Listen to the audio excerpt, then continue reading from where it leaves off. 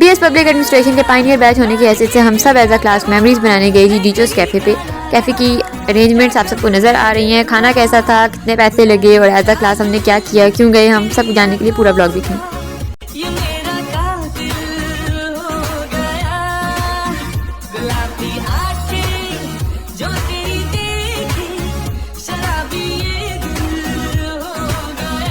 Hello everyone, तो class लेने के बाद जुम्मे के बाद हम हॉस्टल चले गए और हॉस्टल से ही हम तीनों सहेलियाँ इकट्ठी तैयार होकर यंगो करवा कर चलती बनी। हॉस्टल में आना अलाउड नहीं है, लेकिन छुप कर मैं एंटर हो गई थी। इसके बाद यंगो वाले ने काफ़ी देर लगाई, हमें पुलिस वालों ने इस रास्ते पे रोक लिया था, तो हमने उतर के कार्ड दिखाए तो उन्हें जाने दिया।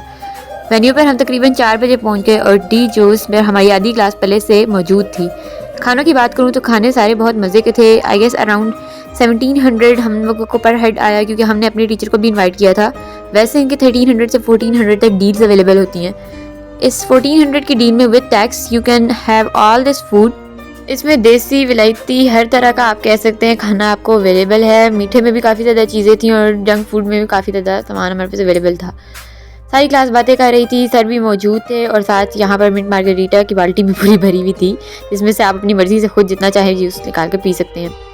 अगर मैं सूप्स की बात करूँ तो वो भी काफ़ी मज़े के थे और हमने तो 2-3 दफ़ा प्लेट्स फिल की थी। साथ साथ एज अ क्लास लास्ट हमारा सेमेस्टर जा रहा है और साथ साथ हम लोग एज अ क्लास पहली दफ़ा ही एक तरह से आउटिंग पर गए हैं।